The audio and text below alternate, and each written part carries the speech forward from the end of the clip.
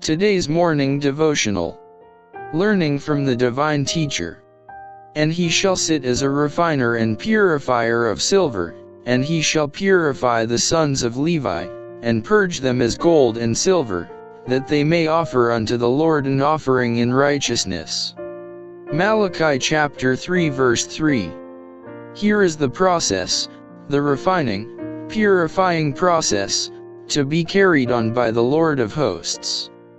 The work is most trying to the soul, but it is only through this process that the rubbish and defiling impurities can be removed. Our trials are all necessary to bring us close to our Heavenly Father, in obedience to His will, that we may offer to the Lord an offering in righteousness. God has given each of us capabilities, talents to improve. We need a new and living experience in the divine life, in order to do the will of God. No amount of past experience will suffice for the present, or will strengthen us to overcome the difficulties in our path. We must have new grace and fresh strength daily in order to be victorious. We are seldom, in all respects, placed in the same condition twice. Each has his own experience, peculiar in its character and circumstances, to accomplish a certain work. God has a work, a purpose, in the life of each and all of us. Every act, however small, has its place in our life experience. We must have the continual light and experience that come from God.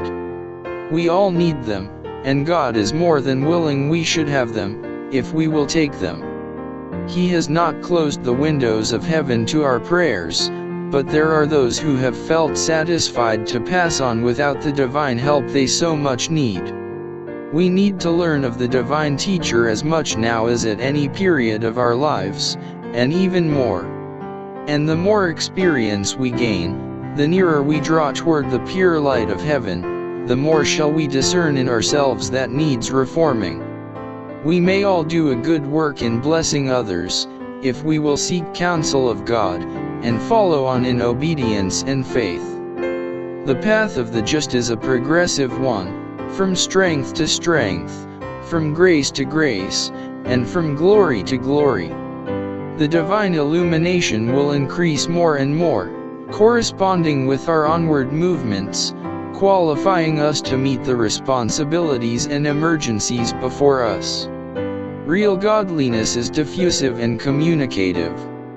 The psalmist says, "I have not hid thy righteousness within my heart, I have declared thy faithfulness and thy salvation. I have not concealed thy loving kindness and thy truth from the great congregation." Psalm chapter 40 verse 10. Wherever the love of God is, there is always a desire to express it. It is hard for us to submit to the crucifixion of self. We may be thoroughly converted and transformed, and be indeed children of God, enjoying not only the knowledge of His will, but leading others, by our example, in the same path of humble obedience and consecration.